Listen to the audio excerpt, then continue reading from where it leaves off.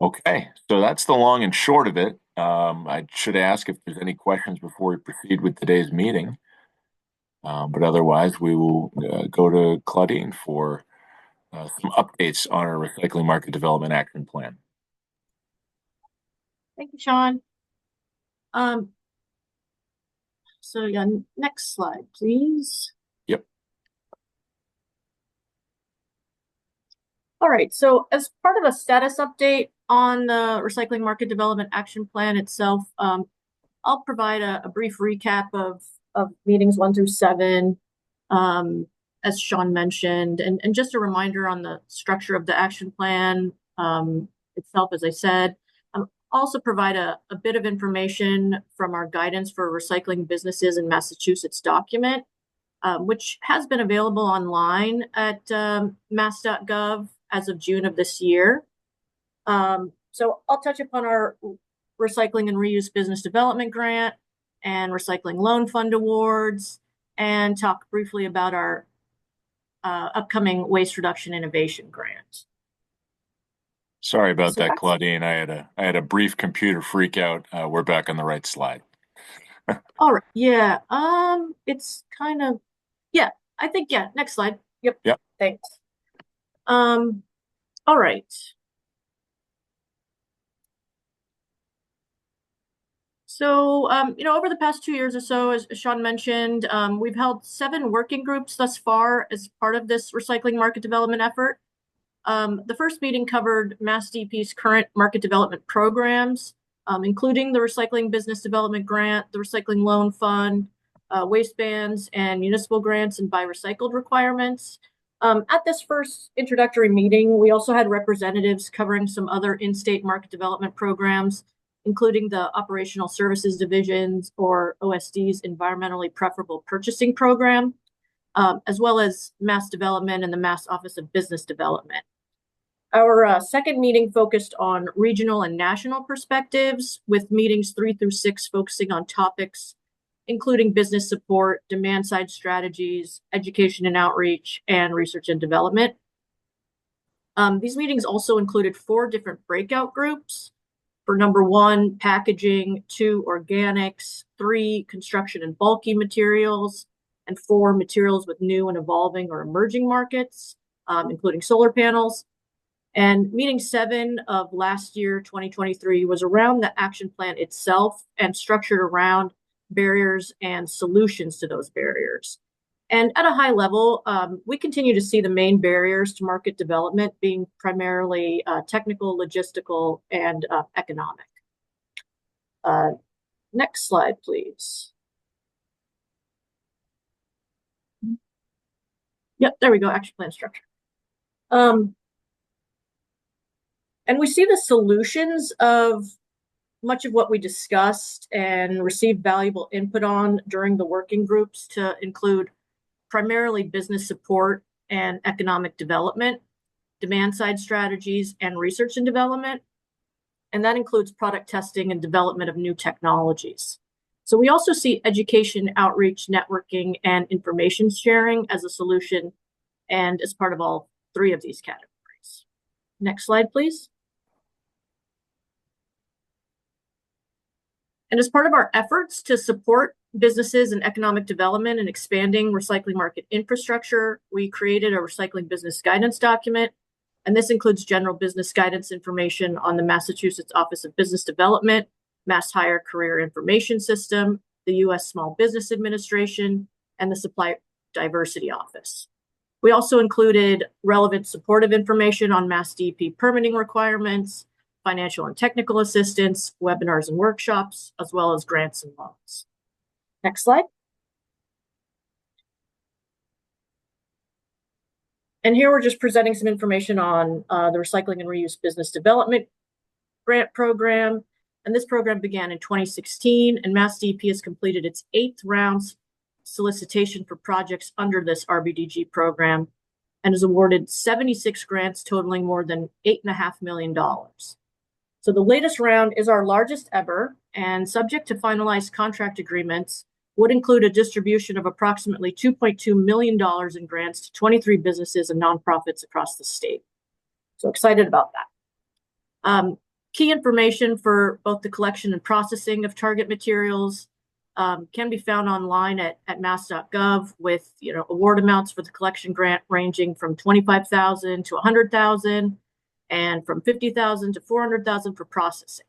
So there's also a required minimum match by applicant of 25% for the collection grant and 50% for the processing grant. And eligible materials for processing include glass, bulk reusable materials, C&D, textiles, food, and mattresses. And for the collection grant, eligible materials include food, mattresses, and textiles. Next slide, please. Also RBDG here. And this is just a simple breakdown of recycling and reuse business development grant awards and award amounts by material categories, including food, mattresses, textiles, glass, C&D, plastic, reuse, commingled recyclables, and furniture. Next slide, please.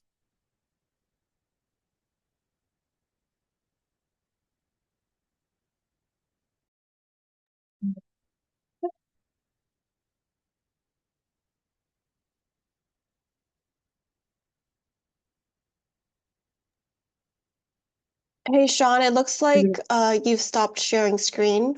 Yeah, my apologies. I just having a little difficulty here. Sorry about that. Okay. Should be back in action. My apologies again. No problem. All right. So just getting to the recycling loan fund. This program actually dates back to a program start date of 1996 and administered under contract MassDEP by BDC Capital. The fund has provided 89 loans totaling over 20.3 million to 60 different Massachusetts businesses. So the recycling loan fund is not limited to specific target materials. Eligible activities include collecting or separating recyclable materials, reuse, processing, composting, or converting of recyclables, manufacturing products that use recyclables, wholesaling or retailing of recycled feedstocks, and on-site composting or anaerobic digestion of food waste. And these loan amounts are up to 500,000 per loan with terms up to 10 years. And the recycling loan fund can fund anaerobic digestion loans for up to $1.5 million. Next slide, please.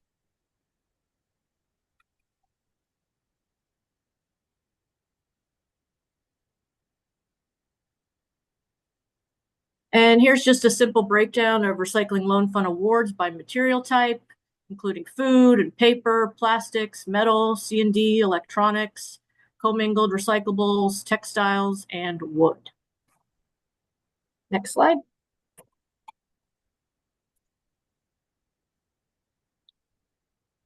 And onto the innovation grant. So in terms of enhancing investment to advance waste reduction, innovation, and business development, per the Solid Waste Master Plan, MassDEP will advance research and development for new waste reduction and recycling technologies and strategies, and expand its grant programs to foster development and expansion of recycling markets. So as part of this effort, MassDEP will create a new grant program to invest in innovation, committing $1 million in initial funding. So MassDEP is currently drafting guidelines for this innovation grant, and we do seek stakeholder input. So we'd certainly like to hear more from you during today's discussion and Q&A in terms of materials to target. Next slide. So we are seeking to prioritize materials with limited outlets, such as glass, wood, asphalt shingles, as well as prioritize materials with additional market development opportunities, such as recycling outlets for textiles, as we do see reuse markets for textiles to be quite strong. So we're also looking at addressing problematic materials within this grant, such as lithium-ion batteries and bulk items. But happy to discuss briefly, or otherwise, that's all I have for now on my slides, but I look forward to the open discussion. Great. Thanks, Claudine. I am seeing one comment in the chat. Robin says he'd be interested in seeing the breakdown on the loans made in proportion to applications. and inquiries. He's referring to the interest rate. I do know that BDC Capital, the company that administers the recycling loan fund, does make an effort to provide a lower rate. That's kind of the incentive for the recycling loan fund is, to give businesses that would otherwise have difficulty achieving funding for one reason or another, an opportunity to get a fair rate and be able to procure that funding. Um, Obviously, the applications, we do receive a wide range of applications. They may be refused for multiple reasons, but two of the most common reasons are, either A, it's not an eligible activity as the program demands. Claudine kind of listed some of the activities that are eligible, and it's pretty broad as far as recycling activities that count for the recycling loan fund. The other reason would just be, there may be issues, issues on the finance side, and that's again why we have a company like BDC Capital doing this work. They're going to vet everything, that the company is bringing to the table. But I would say, the majority of applications that we get that make sense under the program structure do get funded. I do have a comment too, also from Stephanie Eaton, saying that furniture disposal, reuse, and recycling is a huge concern that we combat here on campus. And yes, I do know that a number of college campuses do have move in, move out, reuse, resale programs.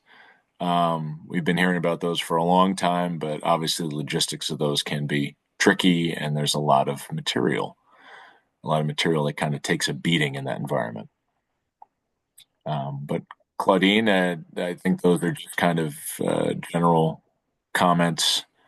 Don't have anything more program specific here. Thank you for your presentation, and we can. Oh wait, we do have a question about lithium-ion batteries. It says, could we elaborate on the lithium-ion batteries waste problem? Is this more of a processing or collection problem? Residential versus commercial. Claudine, would you have any wisdom on that one?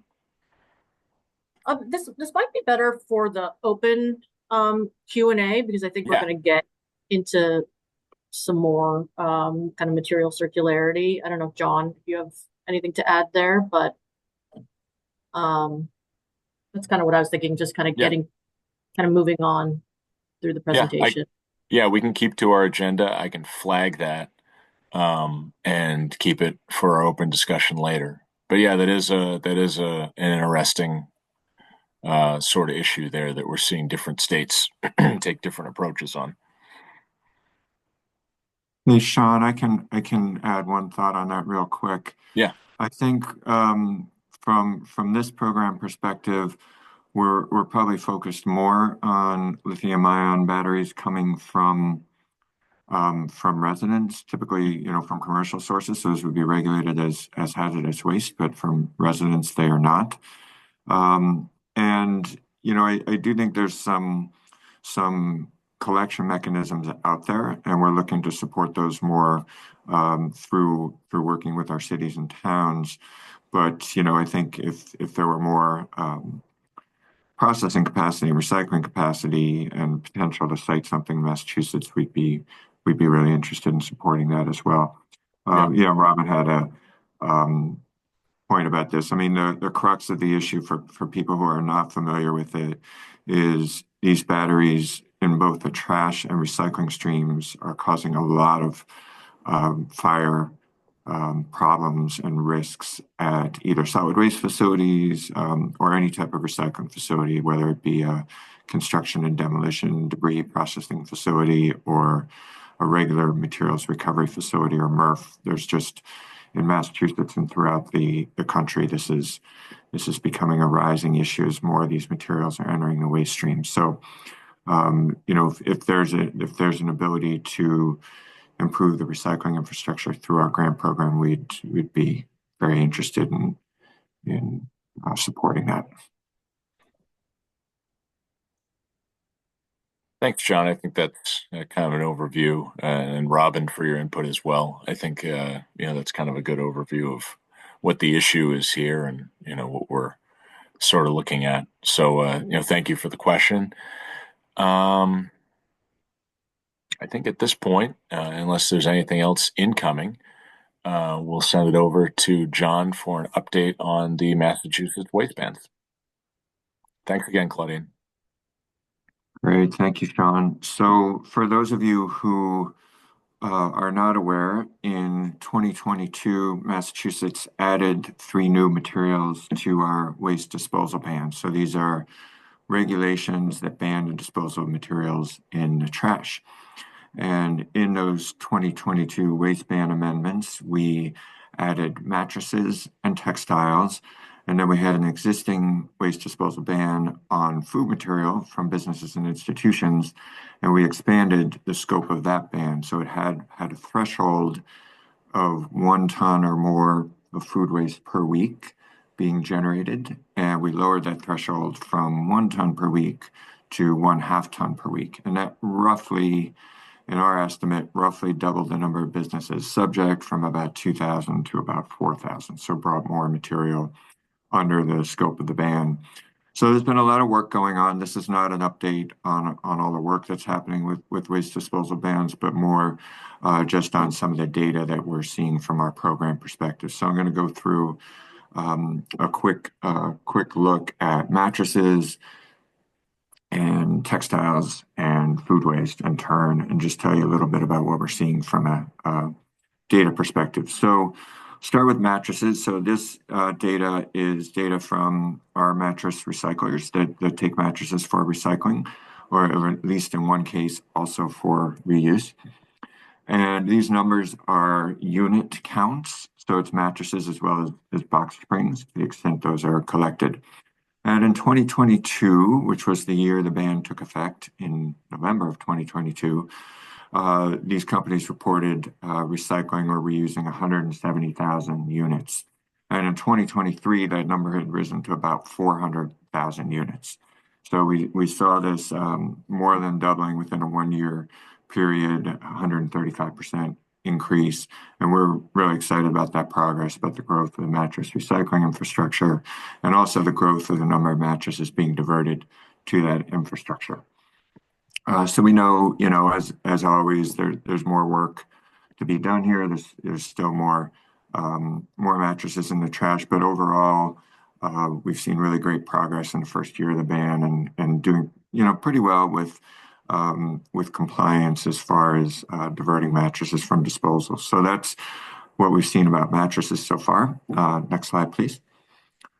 Second slide I'll look at here is for textile recovery. So similar to mattresses, this is based on reports from textile recovery organizations. We had 15 organizations share their data with us. I will note that unlike mattresses, the mattress number we think is pretty inclusive of most mattress recycling that's happening in the state. In the case of textiles, this is certainly not at all inclusive of all the textile reuse and recovery that's going on. It doesn't include the whole informal structure of reuse, whether it be eBay, Facebook Marketplace, consignment stores, anything like that. None of that is included within this data. It's just textiles that are being collected from large recovery organizations, and this could happen via either drop-off bins or some form of curbside collection. So in 2022, those entities reported about 43,000 tons of textile recovery to us. And as of 2023, that was up to almost 46,000 tons. So about a 3,000 ton increase within that, within those organizations, which represents a 7% increase overall. Most organizations did report an increase. There were a handful that reported a decrease. There was some speculation that may have been due to kind of stockpile materials that had kind of built up in the wake of COVID donations. So we'll be really interested to see how this changes in 2024. And I should say that in all of these cases, we're looking to gather this data on an ongoing basis. So we'll get this data year after year and continually assess our progress. Next slide, please. And then the third material that we're going to talk about here is food material. So food material, as I mentioned, was initially banned in 2014. And we had the extended ban take effect in 2022. When we started or prior to starting the original ban, our estimate of statewide food waste diversion was about 100,000 tons on an annual basis, and we've steadily increased since then.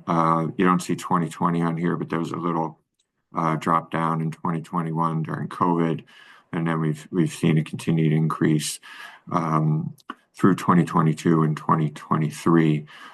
So in the last year alone, we saw a 6% increase, a 20,000 ton increase. And then looking over the 2-year period, it was a 31% increase. So, a relatively small increase in 2023, and we'd like to, get that ramped back up and seeing that increase be a little bit steeper in the next few years ahead. We do have an ambitious goal to get this number to 780,000 tons by 2030. You can see, I'm not going to go into this a lot, but you can see, that the bulk of this material is going to anaerobic digestion facilities. Through the years, we've actually seen a slight drop off in the amount of material that's going to composting operations. Our goal would be to, ramp that composting tonnage back up over time. The amount of food scraps that are going to animal feed is also kind of interesting as well. That's potentially a higher value market outlet for food material. And then we also track the amount of food going to donation. The only caveat I'd give about the food donation numbers, this is measuring food materials going to donation in tons, which really isn't the metric for food donation. The metric for food donation is really food, measuring pounds of food or meals provided to those in need. So, we look at everything in tons because we're coming from a solid waste diversion and reduction perspective. But food donation, obviously, the value there is different, much higher value. And, the real better metric is thinking about that probably in terms of pounds or even meals that we're diverting to feed those in need. So that's just a quick update on what we've seen from a diversion perspective about the new waste ban materials. There's other programmatic measures and metrics going on that we'll continue to share those more in other forms as we go. But this was kind of hot off the presses, so to speak. So I wanted to share this data with everyone today. Yeah, great, John. We do have a few questions that popped up here that might be able to be answered in a succinct and timely fashion. So I would just suggest maybe hitting on a couple of them now. One that just came in was what falls under the other category for food materials? Yeah, so those facilities are facilities that process food materials, often beverages or other liquid materials, and discharging to a wastewater system. So it's diverting from solid waste disposal, but it's not going to either anaerobic digestion or composting. Got it. Thank you. And then on the mattress ban, is there a distinction between textile and natural fiber mattresses and foam mattresses? We do not have the data broken out that way. Okay. We do have a couple of questions related to compliance and enforcement.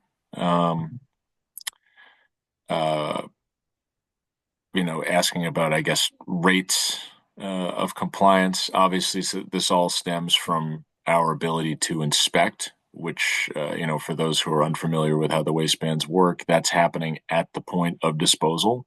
So either at a landfill or a transfer station or a municipal combustion facility. So, that's where these loads with mattresses, textiles, or food waste are observed.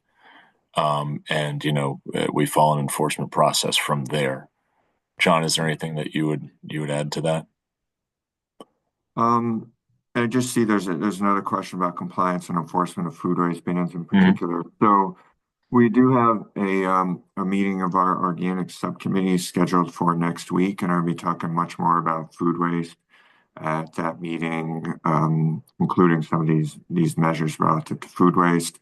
So as far as food waste goes, I'm going to hold off, and we'll be presenting a much more inclusive update about what's happening with food material at that next organic subcommittee meeting.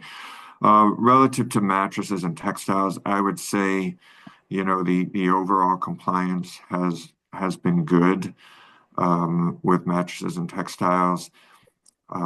We I believe there's been a little bit of enforcement, but I don't have the numbers off the top of my head. But generally, compliance rates that we're seeing are generally good. I should point out there's one wrinkle with mattresses, and it's actually true for textiles as well, is that if those materials are wet, moldy, in the case of mattresses, infested with bed bugs, those are not considered subject to the waste ban.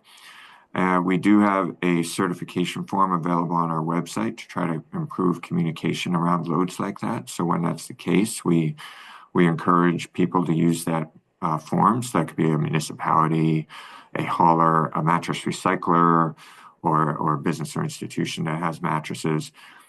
And so when we do see mattresses in the solid waste stream, our first check is to check where they're coming from, what's the circumstances where they're going for disposal, and verify that it's not something that that was disposed because it was contaminated in some way. So there's a little added step for us to kind of verify the condition of that material, the source of that material, before we actually go to an enforcement stage. Great. Thank you, John. Hopefully, that perspective is helpful in the case of the questions here. So we do have a question about a registration link for next week's organic subcommittee meeting. I could pop that into the chat here for anyone who's curious. But we Sure. will go ahead to our next speaker. Thank you, John. Thank you. It's April Richards with EPA's Small Business Innovation Research Program. And she's here to present on some of the nuts and bolts of that program, which, we ourselves have been learning about, as well as we kind of, again, put our focus on innovation, put our focus on, how these programs and resources can help businesses in Massachusetts that are looking to do more recycling. That's what we're going for here, more recycling. So April, thank you for joining us. I'll ask you to unmute and I can share the slides. Okay, awesome. Thanks for having me. Great, thank you. And now that I've promised that I'm going to share the slides, let me just navigate here. There we go. To the right spot. Today was the day my computer decided to be difficult, which is wonderful timing. Okay, Okay, start with the great. first one, April. Okay, so you will advance for me? Yes. Yeah, okay, perfect. Yeah, thank you all. I'm April Richards, as Sean said, and I am the program manager for EPA's Small Business Innovation Research Program.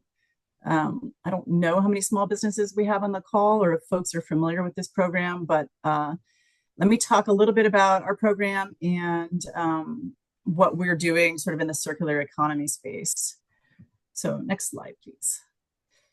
So again, not sure of the familiarity of the audience, but let me just give some context. This is a program across the federal government.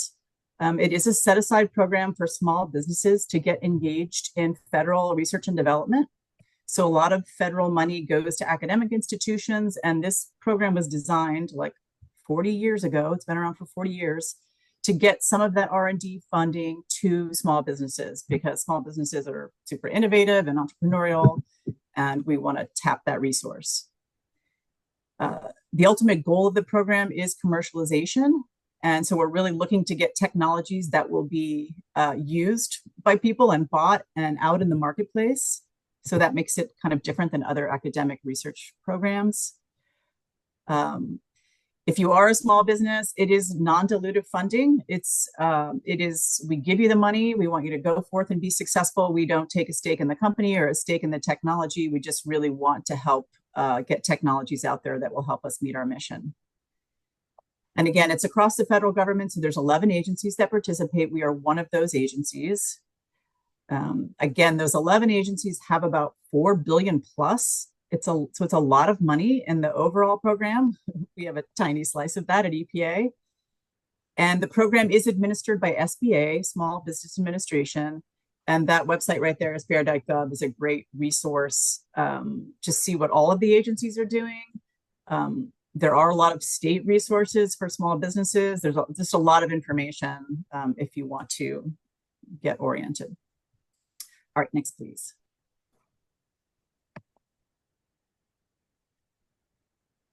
Okay, so EPA's program, again, my big joke is that our mission is to protect human health and the environment.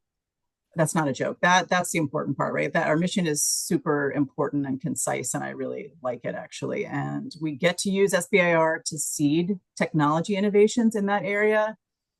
The punchline is that we have $5 million to save the planet. So of that, those billions of dollars in the SBIR program, we have a really small sliver. But we do our best with that funding. We're one of the smaller agencies, so we do one funding cycle per year. We just actually finished our phase 1 solicitation, but typically our open solicitation goes out in the June timeframe.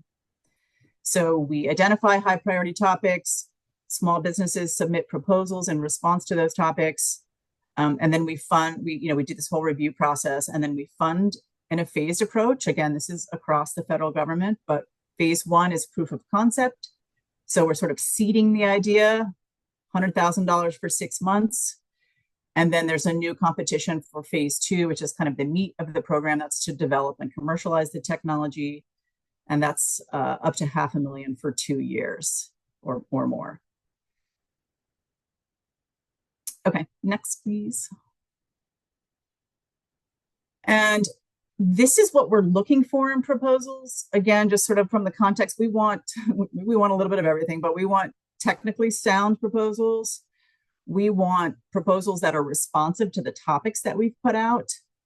And we really want proposals that are commercially viable. So those are the criteria. The little bullets are the criteria in each of those buckets, which, feel free to ask questions if you want. But just to give you kind of a big picture context, we'll actually score proposals based on these 3 buckets. And then we'll kind of try to pick the best ones based on how much money we have. All right, next, please. And we have broad focus areas in our solicitation, and these align with EPA mission areas and program offices, which this crowd is probably pretty familiar with, but we're looking at clean and safe water, air quality. We do some homeland security. We have that circular economy area and safer chemicals. So next, please, I'll dig in a little bit to the circular economy topics. So these are topics that we've had over the last, let's say, 5 years. We've looked at food waste prevention. We've looked at source reduction and reuse. We've looked at embodied carbon in the built environment. We've looked at recycling. You can read it, but those are kind of the areas we've looked at. We've focused on plastics, and we've also looked at construction and demolition debris. And we just kind of, I reach out to people in the EPA every year, my contacts, and I ask them what they think the priorities are. And we try to tailor the topics each year according to where we think we can have impact. So, and actually I'm going to go back because I think one thing that Joanna asked me to talk about is just with those topics, again, compared to other topics, we've had really good luck in this area. We get a lot of innovative proposals. We've gotten a huge response in these areas. They're some of our most applied to topics. I also think the markets here are just much broader than some of our topic areas. So they're not, I know you guys are kind of deal with the regulatory side, but they're not so regulatory driven as maybe like water treatment or some of our other topics. So we've had, anyway, we've had a really good response. These are some of my favorite topics for innovation, for prevention, and for commercial potential. All right, now I can talk about a couple of the proposals that we funded that relate to circular economy and happen to be in well, I consider Region 1, Massachusetts. We have one that's recyclable. And these both, I think both of these examples happen to focus on reusable food containers. And so, again, I think this one is more focused on the process for these takeout containers. They've got a phone app technology that makes a simple checkout process. And again, they've got some pilots going with 18 restaurants in the Massachusetts area. So that's one, recyclable. A second one is, the next slide is useful. Similarly, they have a system to replace single-use food and beverage products. They are really focused on going plastic free. So their containers are stainless steel with a silicone lid. And again, they have a technology-based tracking system that ensures containers are returned. And I think they have a really high success rate with getting them returned. They've had really good luck sort of market entry with college campuses.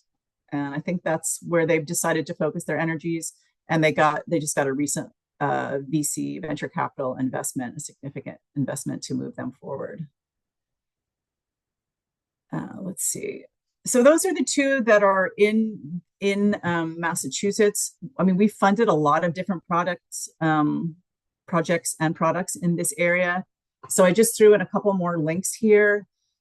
We've done some highlight documents that show technologies that we've funded in the recycling space, in the circular economy and climate change area. And so, for example, like Zabel, they're in California, and they have an artificial intelligence for zero waste buildings. They do like bin tagging, so you can see what's in bins visually. Veriflux is another company we funded. They've done a traceability platform, and they started with waste oils. They did a big project with the New York DEP. And then PKS is in Alaska, very grassroots project where they're literally collecting ocean waste and making recycled lumber out of it. Going down the list, there's Claw. They have a cement alternative that they make from waste glass. And they are in New York State. They've had good luck getting incorporated into projects, into infrastructure projects there, like replacing curbs and sidewalks. And then there's Ecovita. These are our mushroom folks who make everything from the mycelium of mushrooms. That picture on the bottom is an example of some packaging that they basically grow in the shape that you need it. But they make foams, they actually make food, they make leather alternatives. So anyway, lots of cool impacts there. And I think we just switched the slide sharing. Sorry about that, April.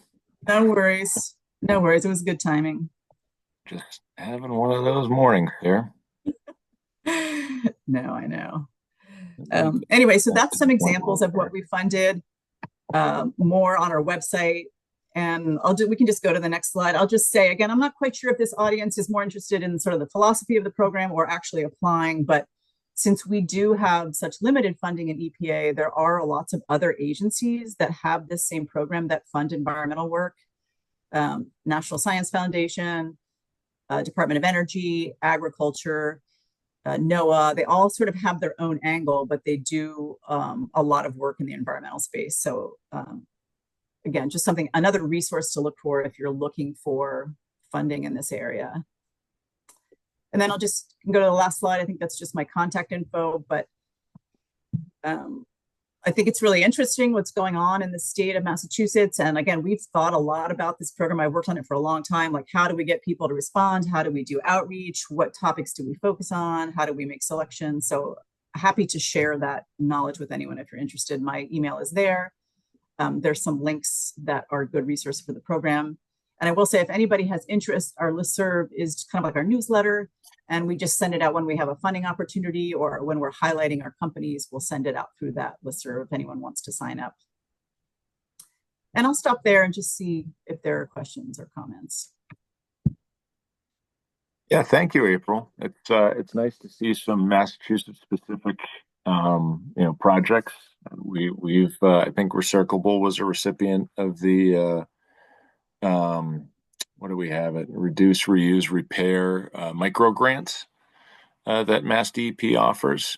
So, one of the kind of common themes here that we've spoken about in phone calls we've had with you and other folks who are kind of stewards for programs, funding programs, is that, hey, you might have to dip into a few different baskets to get your idea off the ground. If you have a good idea, then more power to you. That's obviously going to help. Our aim here is to make people aware that it's out there. Obviously, $5 million to save the world is a limited amount. But we do have proof here that this funding is being used right here in Massachusetts. So, any questions from the audience here? And again, I apologize for my rather plodding nature with the slides. It's a bit of a slow go for my computer, but we're getting through here. We're getting through. If let's see, I do see a message just popped up. John says, when are categories and applications announced / open? I think we did have a slide on that, right? Yeah, again, for EPA, we have one solicitation a year that typically opens in June. And topics, we usually announce topics before the application. We try to let you know what topics are coming up. So if you were interested, you could kind of figure out whether it was a fit. Other agencies will have all different timelines, but for us, it's June. Of course. And then, of course, like our topics kind of stay the same. We change them a little bit every year, but if you look at last year's, it's a pretty good idea of the types of projects and topics that we'll release. Have an additional question here. Do we ever look at data and put out requests for solutions startups based on need?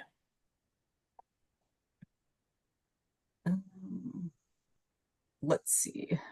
Well, I don't know. I guess that's for me, but like for me, it's need. I try to look across the EPA and I work with our program offices, our regions, our labs, and I get the needs from them. And then we try to figure out what we're going to advertise each year. So it is based on need from agency perspective, from EPA perspective. Got it. Yeah, and we have a similar, like our recycling and reuse business development grant is we have target materials for those. For our loan fund, we have target materials for which we would entertain a lower interest rate on the loan. So everything's going to be based on priorities. Okay, thank you for that. We do have an article that was just posted here. Bloomberg saying that, oh yeah, Massachusetts has the only successful food waste ban in the country per this Bloomberg article that Amy linked to in the chat. So if you want to check that out. I should also note too, we mentioned the Recycling Loan Fund earlier on the call. Scott Bernini from BDC Capital is on the call today.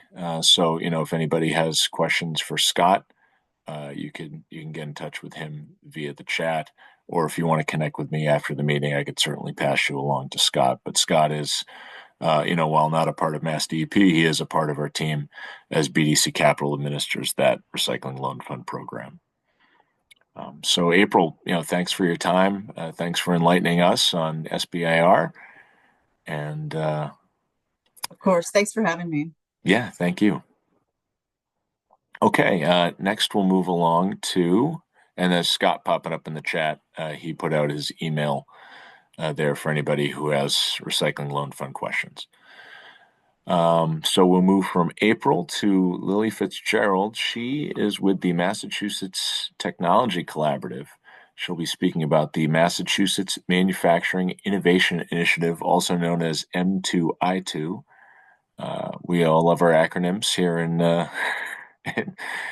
in the state. But that's just a lot easier, I guess, to say M2I2 than that big mouthful every time. April posted a little link in the chat to SBIR for more info to sign up for the listserv. So yeah, at this point, we'll move along to Lily. And thank you, Lily, for joining us this morning as well. Absolutely. Thanks for having me, Sean. Okay. So, as Sean mentioned, I'm Lily Fitzgerald. I'm from the Massachusetts Technology Collaborative, which is a economic development agency for Mass. Mass has quite a few of these. Members of this audience are probably most familiar with MassDEP. We have been around since the 80s, so we're one of the oldest of this model, but we have a really broad mandate of investing in the innovation economy. We receive funding through the legislature gives us funding every year through the budgeting process, and we deliver it in the forms of grants and programs and support and events.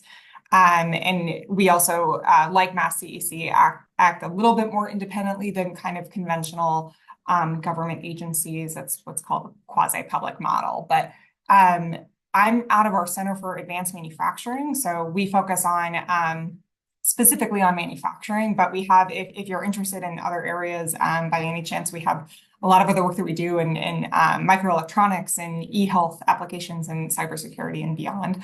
But you can go ahead to the next slide, Sean.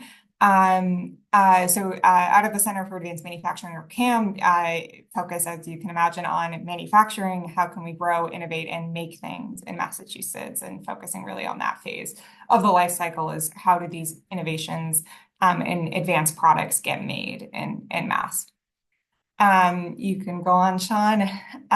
So I'm giving a little bit of context before I get to the meat of the presentation, which will be the M2I2 program, as Sean mentioned, because that has the most opportunity for folks in this space. But we do a lot in innovation. That's the work that I lead. That's what M2I2 is out of. So really, I think all day about how can we support hard tech innovation in Massachusetts, and also how can we keep that innovation here after you pass the R&D phase and once you start manufacturing. We also have a lot of support in the supply chain and workforce development spaces. If you're at all interested in any of that, I'm happy to go over that as well with you, but you can go forward, Sean. So M2I2. So this program has been around actually for a decade now. Since, as Sean mentioned, Massachusetts Manufacturing Innovation Initiative, which is indeed too long of a title. And we are aiming to support innovators as you're starting the manufacturing process. So this is unlike some of our other programs, which are aimed at supporting small, medium manufacturers manufacturing at scale in Massachusetts. This is really intended actually for technology readiness levels 4 through 6. So, pilot scale manufacturing, you've done maybe bench scale validation, and now you need to validate in external environments. Maybe you need to start doing pilots with potential customers, moving towards MOUs with customers, that kind of thing. Often we'll engage with a university lab that is considering creating a company spin out, that kind of thing. And recipients for this program can be companies, they can be startups, they can be large scale companies that have new products, they can be university laboratories, they can be incubators. But this provides capital. Most of our dollars at MassTech are indeed capital, which makes us a little bit unique for some of the other agencies in the state. And these are really sizable grants from the state's perspective. Last year, we gave out 13 awards, and the average size was about $900,000. And we know that this is a very capital-intensive phase of innovation development, and so that's really what M2I2 is here to help. We help innovators across so many different industries: additive manufacturing, microelectronics, climate tech is a huge area for us going forward. We work a lot with MassDEP for that reason, robotics, and much more. So that's the need that M2I2 is trying to meet. You can go to the next, Sean. Again, been around for 10 years. So the investment total to date has been over 100 million. It tends to be a very high leverage program where there's a lot of other funding invested from other sources as well, funded more than 100 projects, 1,000 jobs, on and on. We because of these investments, we do carefully track what has the impact been to date. Next one.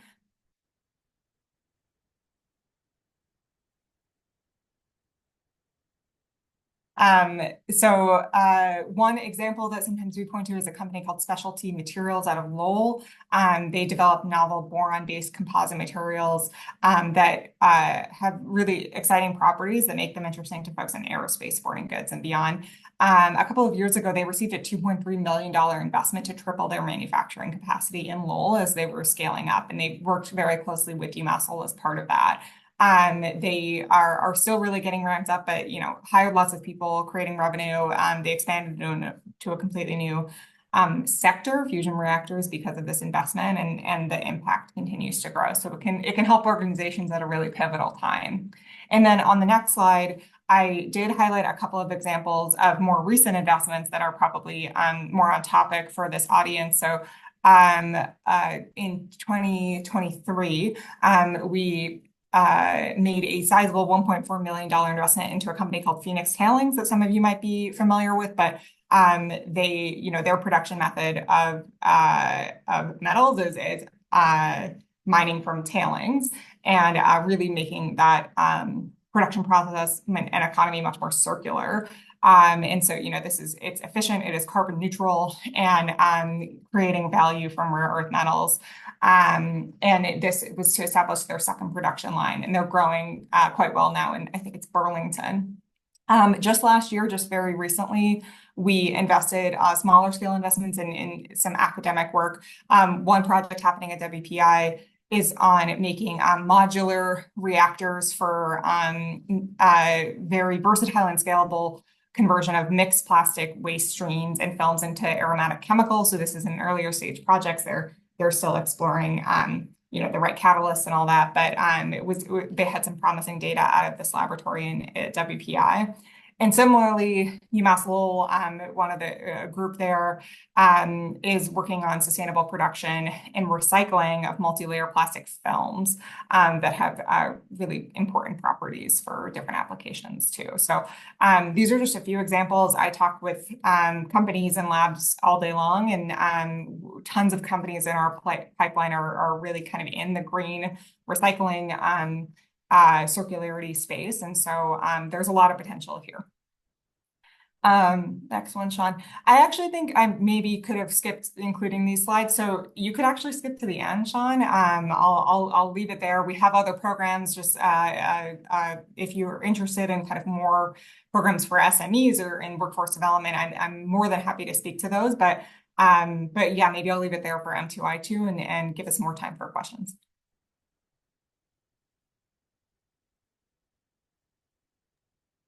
Great, thank you, Lily. I'll take a look at the chat here. We do have a question. Are there any OEM syndication cases? I think I need more of an explanation on what they're asking. Yeah. I don't know. Yeah, would you like to unmute and ask that? Let me just get the last one. That's the last one.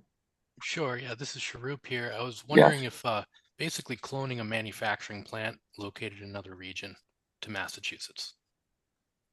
Oh, I see. That use case hasn't come up yet for M2I2 specifically, I guess.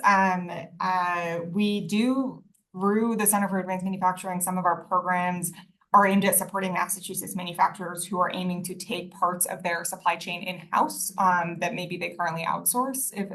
So there's some element of that of onshoring and bringing things back to Massachusetts.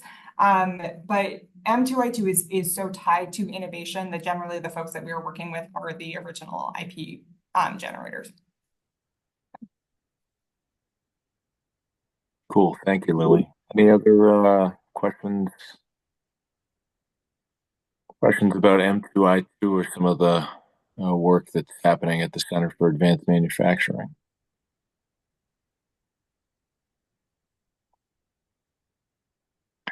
Some really, same with April's presentation. Some really interesting projects that these programs can get very broad, but also we've provided tangible examples today of how it's working and they're making a difference in the recycling space. So, again, our aim is to get some familiarity with these programs in our group and hopefully pave the way potentially for some applications to roll in and just consider the broader scope of the Massachusetts innovation ecosystem that we're in here.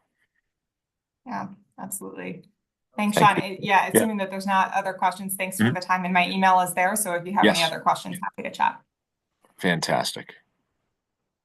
All right. Appreciate your time. We'll move it along at this point. Shifting gears a little bit to Mass Hire. Jack Radigan is with us today from Mass Hire and the Department of Career Services. And this is, I guess, our aim with this is to kind of give folks an idea of some of the resources that are available to companies, or that you maybe in the innovation space, maybe not. But as we're considering small businesses in Massachusetts and how do I accomplish this thing? Well, it takes employees, it takes infrastructure. So we're happy to have Jack here with us this morning. Thanks, Sean. Good morning, everyone. Can you hear me? Yep, can hear you great. Oh, perfect. Good morning. Thanks, Joanne and Sean, for having me. My name is Jack Radigan, and I'm a grant management specialist over at the Mass Hire Department of Career Services. Today, I wanted to briefly touch on a few facets of the wide offerings of MDCS has to offer. If you want to go to the next slide.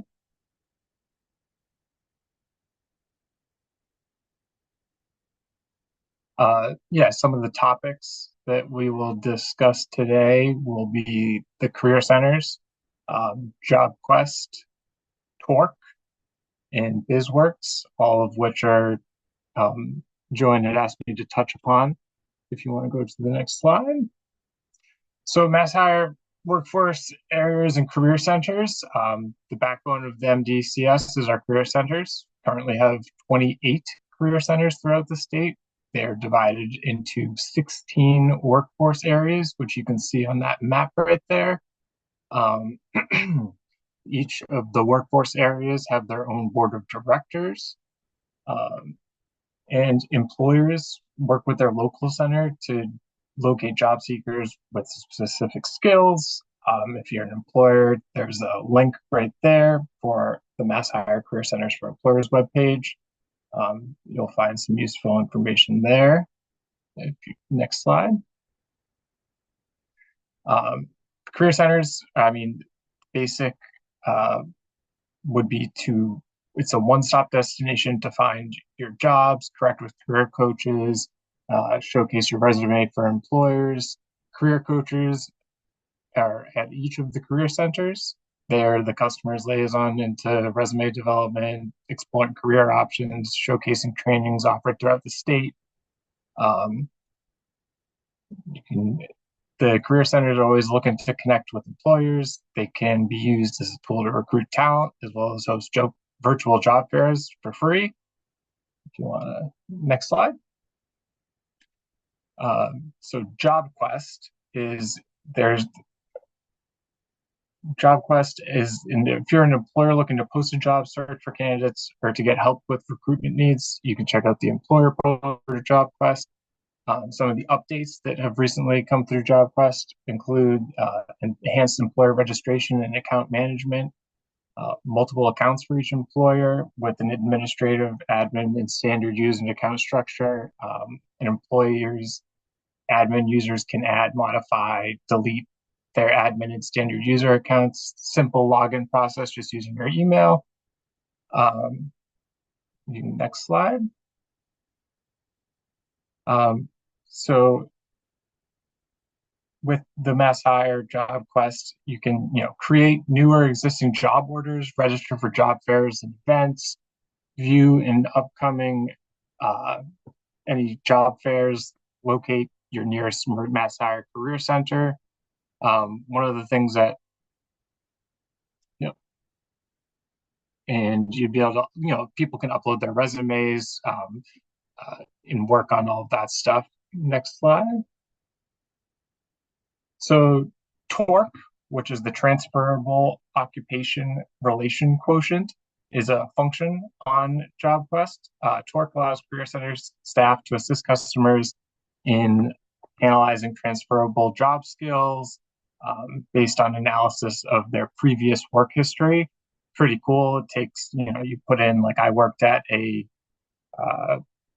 did a sales job with, selling goods to people, and they take the skills that you might have learned in that job and look to see how they might be better, they could possibly transfer into a new career, into a different job, maybe in the same area. It's pretty interesting little function, and it works for all of the types of workforce clients: youth, dislocated workers, TAMP, SNAP recipients, veterans, disabilities, etc. Next slide. Yeah, staff can also monitor people's progress, which is a very interesting ability that TORQ enables some of the career centers to do. So TORQ is a free service for all JobQuest users, and for additional assistance, just contact the nearest career center and they will be happy to assist you. Next slide. So rapid response services for business is early intervention service provided to businesses and employees experiencing layoff or closure. It's a no-cost service provided by Mass Hire Department of Career Services. It's highly adaptable and designed to meet your individual business's needs. I know that one of the recent rapid response interventions was with the Steward Hospital groups. I was actually down at Kearney Hospital, which closed in Dorchester, and rapid response provided 2 job fairs for the employees that were essentially losing their jobs. It was great. I mean, there was tons of employers with booths set up, interviewing people on the spot. There was a few jobs awarded on the spot. It was very interesting to see, all the people that, as their hospital was getting taken things, the printers, fax machines, and all that getting taken out, they were all just funneling down into the cafeteria for a job fair done by rapid response. Next slide.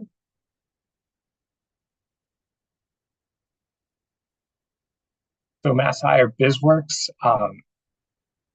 Mass Hire BizWorks is the goal is to enhance and align the resources and services offered to Massachusetts businesses through state workforce development, economic development, and education entities to help Massachusetts businesses grow and thrive.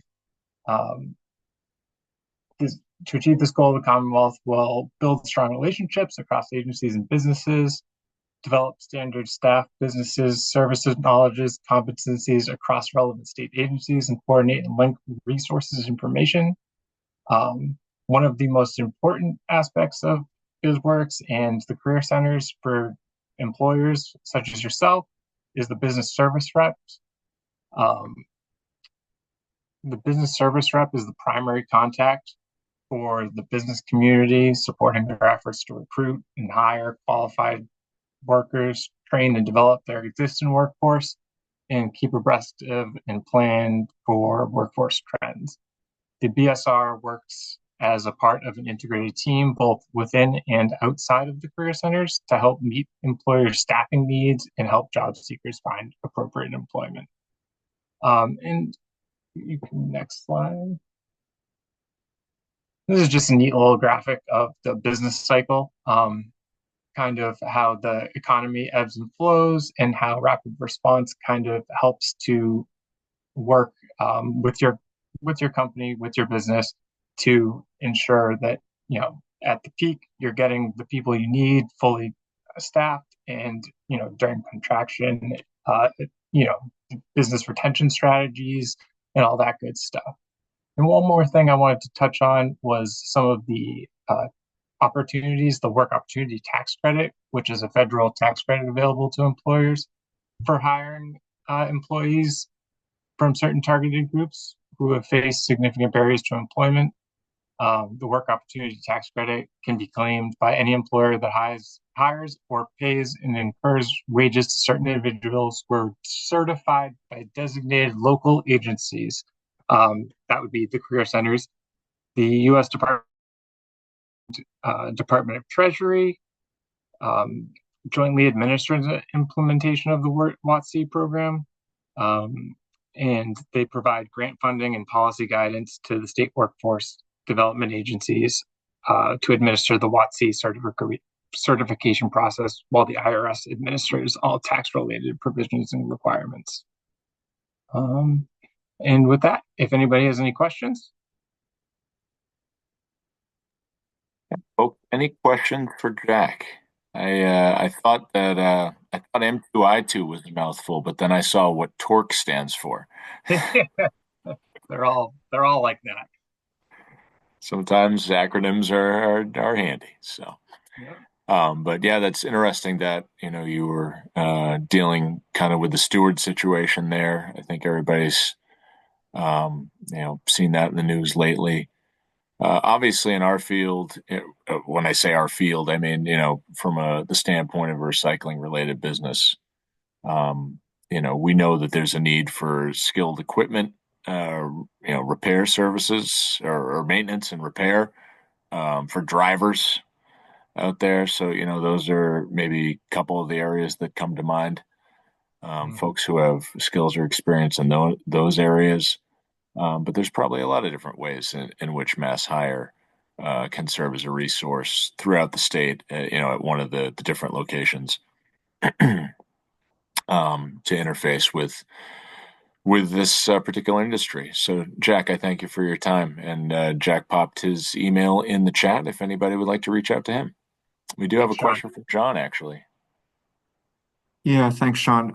Jack, I don't know if this question is within your scope or not, but I just wanted to follow up with the point that Sean had mentioned. What we hear the most is from the waste and recycling industry is need for skilled drivers, often,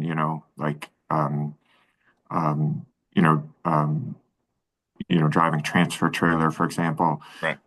Or heavy equipment operators or mechanics. And in cases like that, does Mass Hire, or is there another state agency that would potentially work with an industry sector to try to develop and deliver or facilitate training opportunities for workers in that area? Is that something you get involved with at all?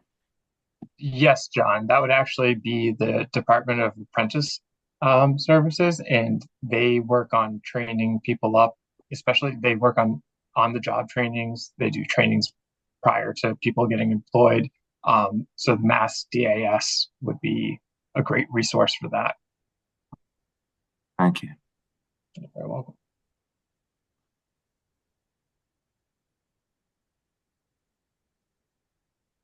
Yeah, we had a comment here.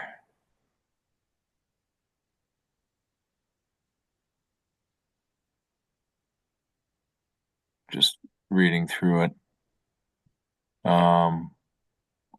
Amy, who's got some experience in this space for certain, a number of years ago worked on 2 projects linking recycling business and state workforce development entities. Many businesses didn't know they were entitled to services, and the workforce development entities didn't know how to approach the businesses. Of course, this was a number of years ago. There were 2 reports. The first one focused on job needs of the recycling industry, and Amy shares a link to it. Second, focused on how the 2 entities can work together, can supply separately if there is interest. So if folks are interested in learning more about that, please reach out to Amy. We could also share that after the fact. And it looks like also we have a email and a contact for the Mass Apprenticeship. Was it the MAS? Or DAS. DAS. Yeah. Yeah. Whatever apprenticeship. Got it. Thank you, Jack. Thank you, Sean. Yeah, it's cool to learn about all this stuff that's available. We just have to take advantage of it. Absolutely.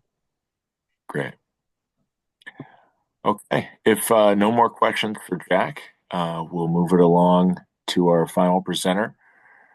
Jeff Brisley is the president of 2M Resources, which is a recycling processor located right in Hopedale, Massachusetts.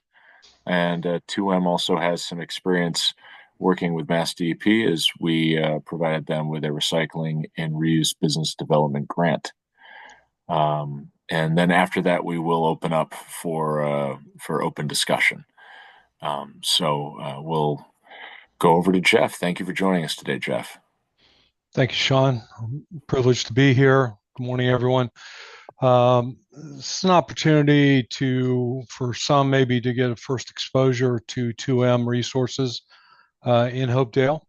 If you move on to the next slide, we'll give you a little bit of background on 2M. We were established in 2018, and our mission is to work to divert recyclables from the landfill and prepare them for utilization in various circular economies. To date, we've been successful in redirecting over 500 million pounds of recyclable containers and to various segments of the circular economy. Glass has been represents the largest majority of what we've processed, and we've processed more than 250,000 tons of glass since 2018. That glass and the other recyclable materials are sourced through the beverage distributors, redemption centers, a number of local transfer stations, and periodically from food and beverage destruction service providers taking out-of-date materials, beverages, or food and destroying the containers associated with that. One of our big end markets is to reposition glass into the fiberglass insulation industry, where 1,000 tons of recycled glass produces enough insulation to retrofit almost 1,400 homes in Massachusetts to save energy, money, and reduce the carbon emissions associated with those homes for the life of the home. So moving on, in terms of support we've received from DEP, which we greatly appreciate. Back in 2019, we received or participated in a grant that enabled us to install an industrial dryer. Seems a little low tech, but it was important for us in terms of being able to increase our production there. The dryer itself enables us to remove organic materials from bottles that are captured and recovered, and the dryer enabled us to increase production by as much as 400%. Recently, as of just in the last 30 days, we were notified that we would receive a grant that would help offset 10% of the capital required for us to purchase and install advanced optical sorters.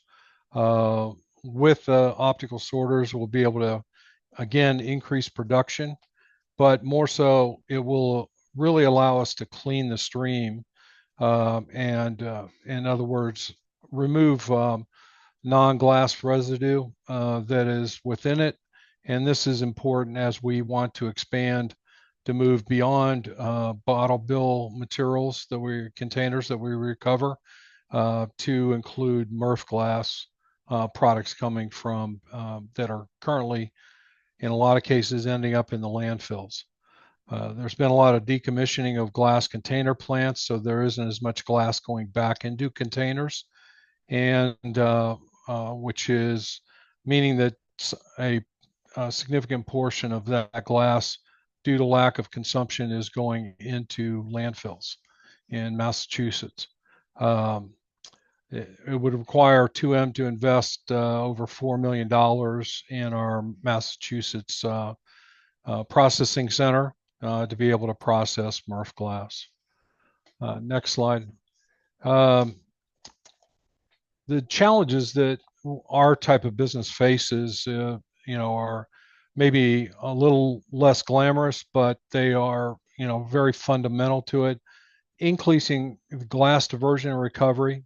Currently Massachusetts has one of the lowest per capita glass recycling volumes in the Northeast, and the lowest redemption rate on glass containers being redeemed.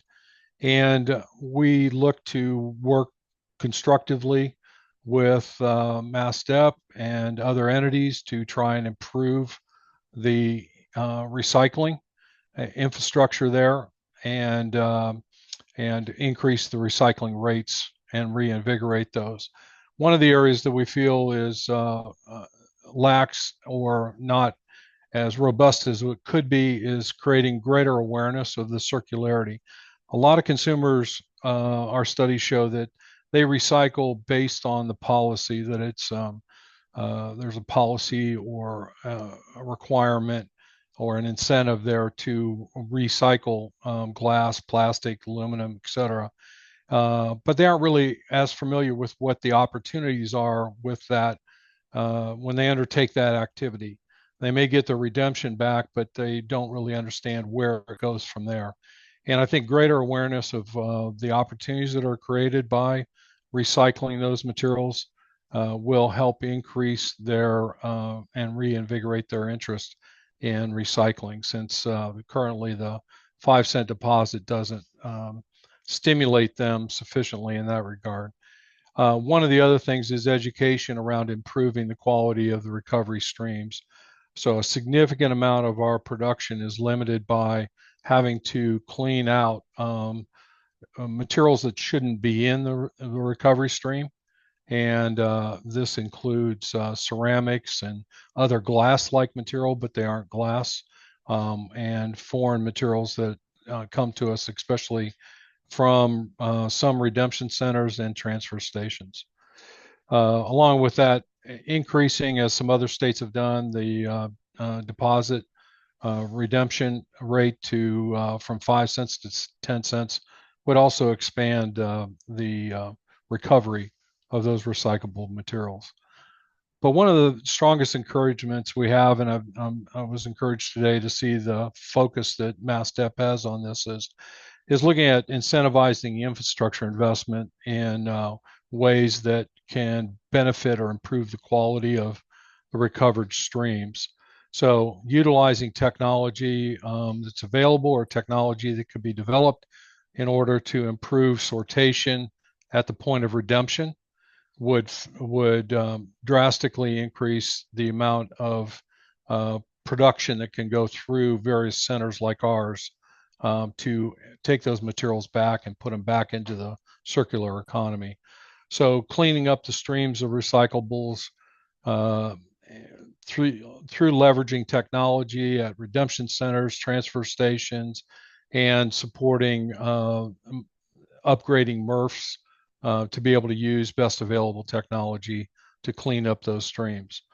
And in some cases, we're starting to see that you leveraging the technology not only makes it easier for consumers to activate their redemptions, make it easier and faster, but in some cases, we're seeing a social benefit option being evolved there, where the redemptor is able to direct those redemptions to a charity of their choice or a charity of a list of available ones.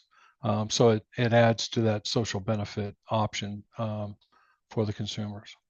So that is 2M and what we are doing.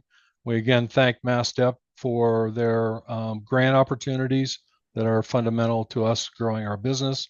Our biggest problem to date is getting more recyclable materials out of the waste stream and through our facilities. Thank you. Thank you. Appreciate you joining us this morning. And obviously this, presentation, we asked all of our presenters to kind of try and give a brief overview of, what you're doing or potential challenges that you're facing. And the glass story is I don't know if I'd say it's a good one. It's certainly an interesting one over the past decade here in Massachusetts because we had a very basic question of where do I take my glass, when those facilities close. And that goes beyond kind of that, second wave stuff of, trying to take the impurities out of material that's already gone through. That's a nice addition here. But literally, we needed a place to send glass in Massachusetts. The bottle law obviously has been a source of much conversation over the years. And continues to be, considered in the legislature and talked about on the news. But obviously, 2M came in and filled the need here in Massachusetts, and we've been happy to see what has come out of obviously our funding efforts with that.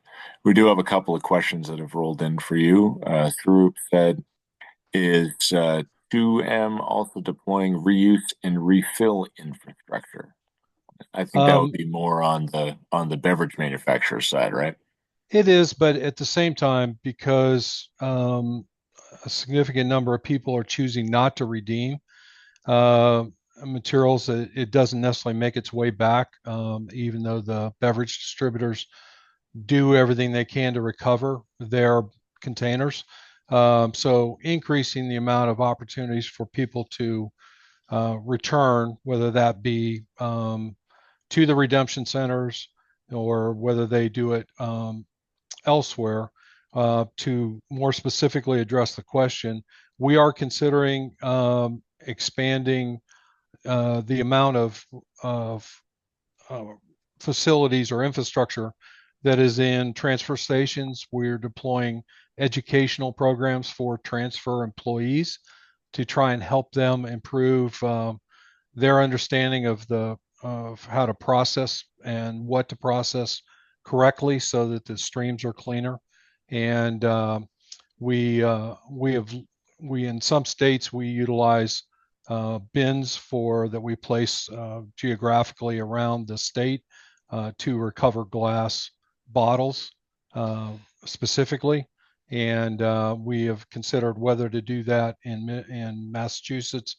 We're not looking to compete with the infrastructure that's there in terms of redemption centers, but actually trying to encourage the use of technology there. So. Great, nice answer. I did have a question roll in from Robin. He says, Jeffrey, I've always wanted to see greater recovery of deposit containers at municipal MRF facilities. Then he mentions clink, high sorting, scanning equipment. Why can't a MRF use this to increase redemption value? And I can say specifically that, clink has approached MassDEP in the past and said, would this be feasible under our regulations? We said yes. However, we haven't seen it in practice here in the state. Any perspective that you'd like to add to that? Well, I'm very familiar with the Clink technology and a strong advocate of that technology and similar technology to be utilized more on the consumer facing end. As to whether it's really deployable within the MRF at the processing rates that they operate and the condition. Clink equipment is basically trying to take a full container, read it, sort it, and process it for redemption. By the time the material makes a MRF, it's usually crushed and commingled with a lot of other materials, solid waste materials. Could be cardboard, metals, and plastic PET and so forth. So as the size of that gets smaller, you really have to get down to using other sortation methods, optical sorters, and so forth. But some of the big MRF operators, such as Waste Management and others, are deploying some of the technology there to keep to do a better job of sortation. Current MRFs that we've investigated were only able to recover or sort out 50% of the non-glass residue from the glass stream. New technology is allowing them to get to about 85%. that's a massive step forward. And then businesses like ours can take care of the remaining 15%. But we can't really process 50% non-glass residue without having significant uneconomical investments in sortation, optical sorters, and so forth. Right. Yeah, I can understand that. Robin made the point that, the MRF would keep the redemption, would keep the nickel for each container.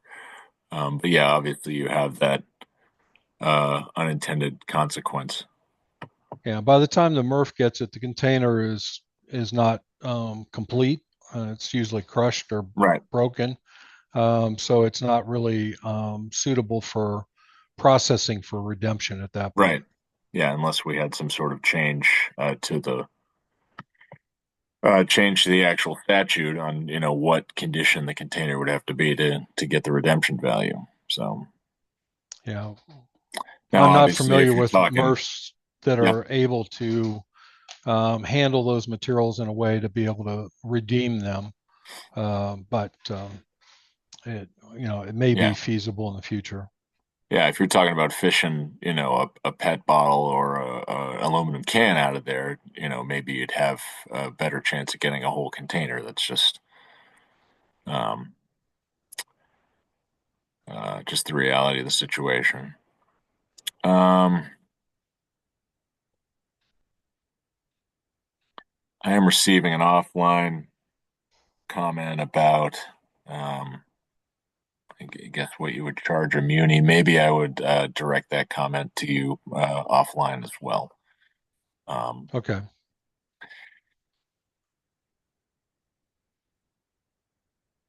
Any other questions regarding 2M or the glass market right now in Massachusetts?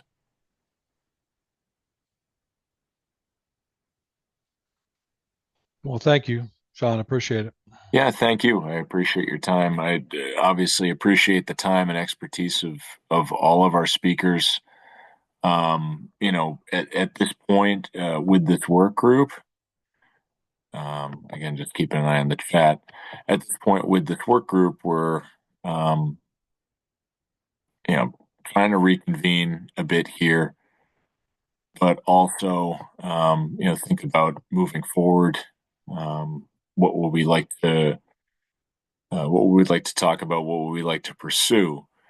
I thought that the idea of or we thought as a team, the idea of having a conversation focused on innovation, small business resources in general, would be something that would be stimulating and kind of a good way to draw people back in to this work group.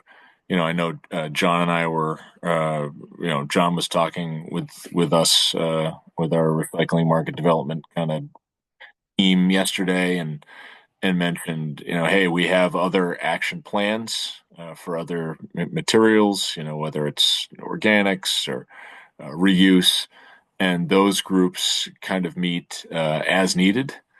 Again, the every action plan we have for MassDEP is kind of a living document. So we have a variety of identified short-term, medium-term, kind of long-term goals. But in terms of how often those groups meet, it might have a flurry of meetings because something is happening, whether it's a funding opportunity, regulatory change, any sort of thing there, or it might be that you only have one meeting a year. So definitely looking to take some suggestions from the room about what would you like to see discussed at these meetings going forward. I'd also like to open it up as well, so keeping that in mind, I'd also like to open it up as well to any discussion or questions for our speakers, questions or comments following up on previous questions that rolled in. If anybody has any questions for MassDEP, regarding what we're doing on this yeah, now is kind of the time. We have a little bit of time left over following the presentations here. So we wanted to bank on that and let people speak should they be interested in speaking. So please raise your hands If you're not comfortable talking, feel free to jump into the chat. We will get to everybody. John has his hand up. Let's lead with John. Yeah, just in addition to what you mentioned, Sean, if anyone has input and thoughts on the direction of the Waste Reduction Innovations Grant, we'd be interested in feedback. We're going to be looking to finalize that grant program internally over the next couple of months. And if you have suggestions for how we should focus that grant program, we'd welcome it, your input at this point. We will be looking to get that application out next year, so we're going to have to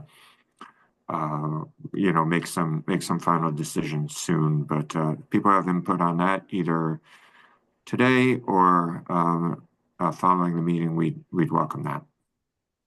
John, that's a big one. Obviously, we're trying to create something here. We've learned a lot from our conversations. I kind of use the term the Massachusetts innovation ecosystem, right? That's a term that a lot of people used. It's you got the college and university level. We've got different incubators and accelerators. We got just a lot going on around here in Massachusetts, and some of it does indeed apply to these ideas and this topic of recycling. So, in trying to come up with something of our own, we are soliciting feedback and input, and talking with folks like April or Lily. Those have all been very useful conversations since we're, they have an established program. We are looking to establish a program. So we'll take anything that we can get from attendees on that.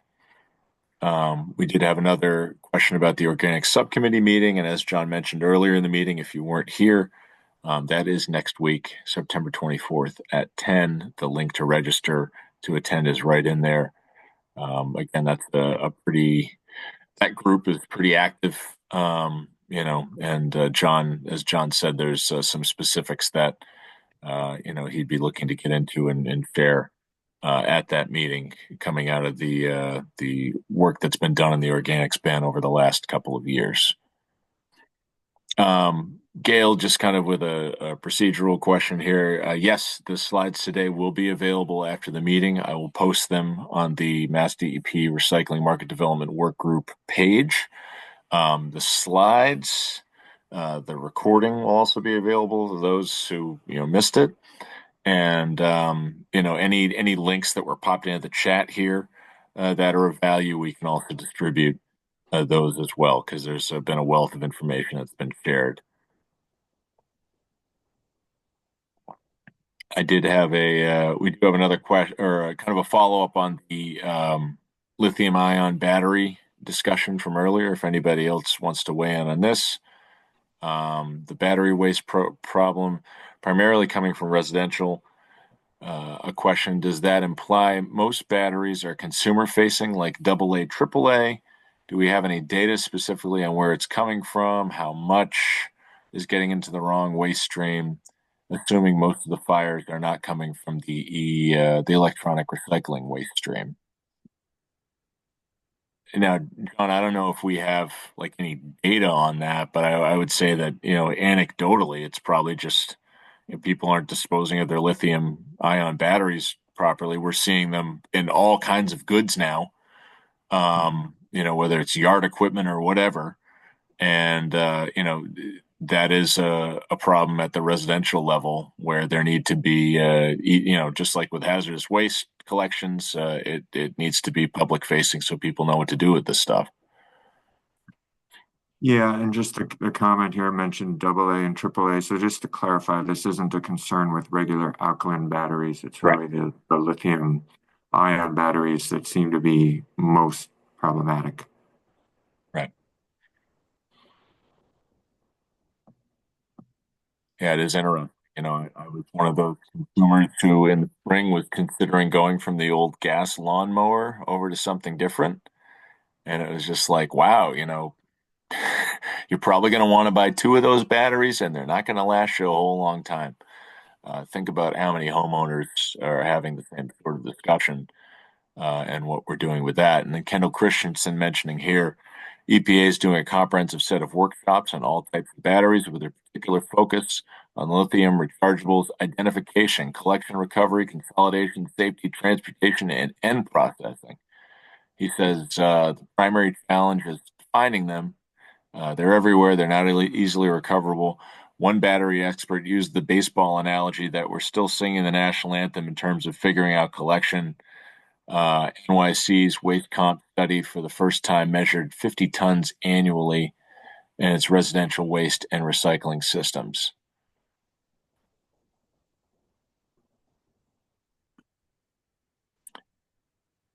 Amy, I would yeah, go ahead, John. just add one more thing. We have had some discussions about the collection system with Call to Recycle, which does have collection locations established for rechargeable batteries.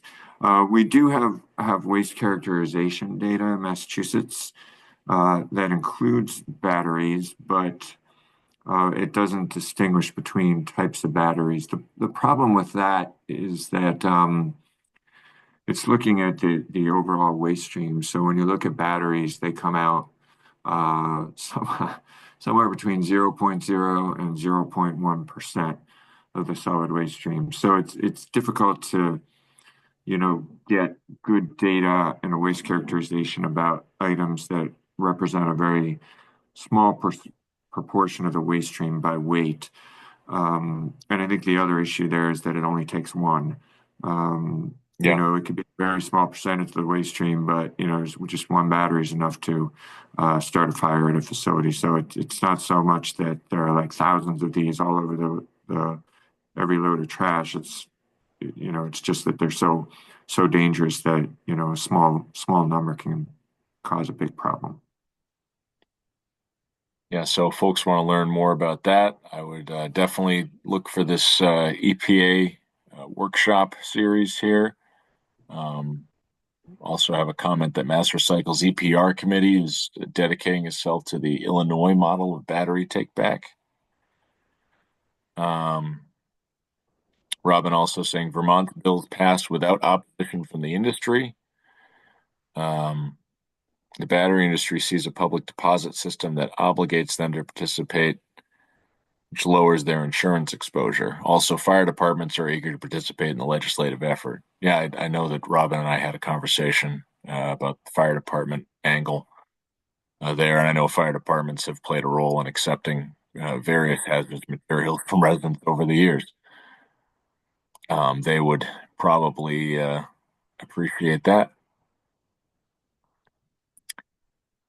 Another comment about rental scooters having a life of less than a year and then they get thrown out, not recycled, the ones with rechargeable batteries. Amy, is it the whole scooter or just the battery? That's a lot of waste if they're throwing the whole scooter in. Oh man. Okay, yeah, whole scooter.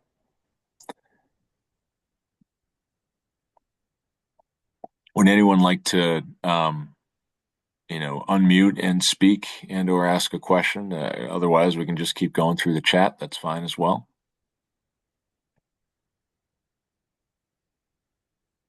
Yeah, Amy mentioning that there might be some data. She worked with an e-bike company on that. And yeah, I mean, think about the number of self-propelled people movers that we see in cities nowadays. Robin, his venture, Good Point Recycling, seeing a lot of scooters coming in.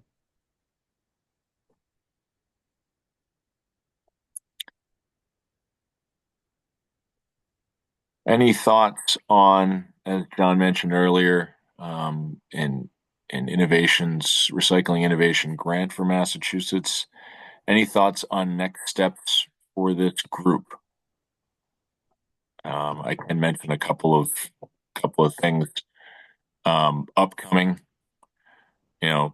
Like John said, we are looking to issue a grant application sometime in the spring of 2025. So that's not too far off.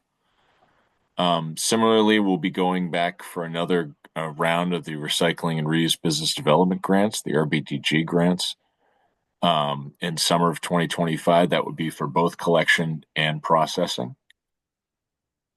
And again, too, if you have any thoughts or comments on, should we do this again in the spring? What kind of topic?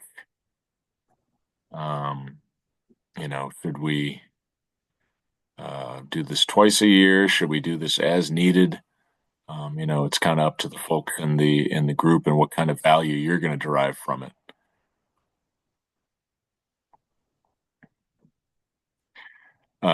Question: will the innovations grant only be for businesses?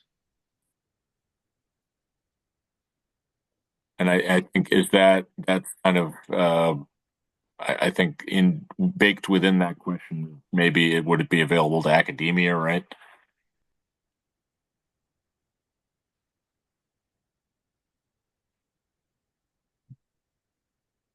But yeah, I think we are looking because a lot of these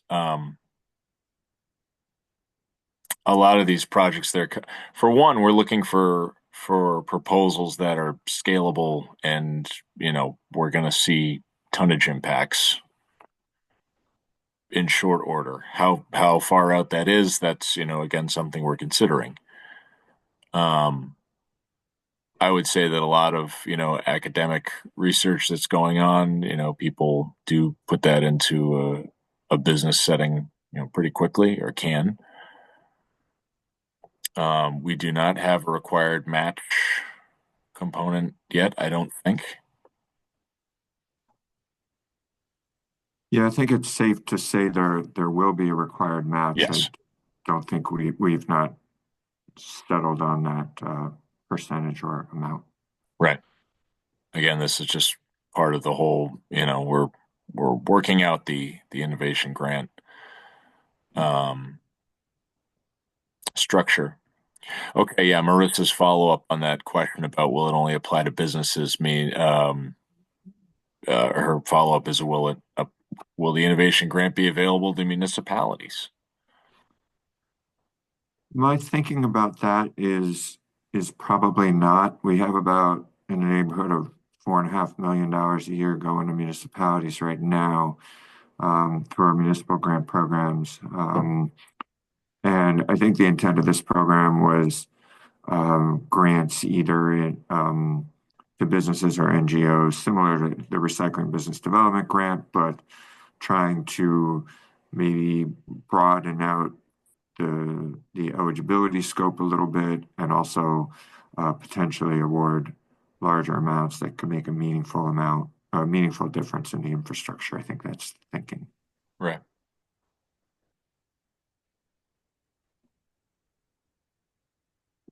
Peter with a comment. He says the call was very informative and gets the creative juices flowing. It's clear the work of this group is paying dividends in the waste stream channel. I am always happy to read a comment like that. So thank you, Peter. And again, all of the things we're working on right now, they're in the Recycling Market Development Action Plan. We've already, for one, we had a number of existing programs that are a part of the plan. A lot, if not all, of the short-term initiatives we've already either dipped our toe or dived completely into by now. So we're, I guess, building a lot of connections, having a lot of, I think, conversations that we certainly are hoping are going to yield impacts to diversion very soon. And this innovations grant hopefully is another way that we can do that.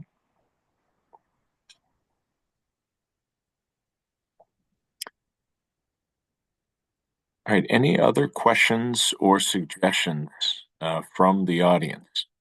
And I thank folks for your active participation in the meeting, all the questions that you asked. That's a good thing. We like that. That adds to makes things more interesting to be here, certainly, to be talking about some of these issues. I noticed a good number of people in the room today. So again, that's positive as well. If you know somebody who's wants to be on either the email list or attend a future meeting, let me know. I can add them. John putting his email into the chat for the organic subcommittee email list, and I'll just put mine as well here. And there's an ending slide as well. There we go. Link to the work group page and also to my email if you do want to reach out kind of offline.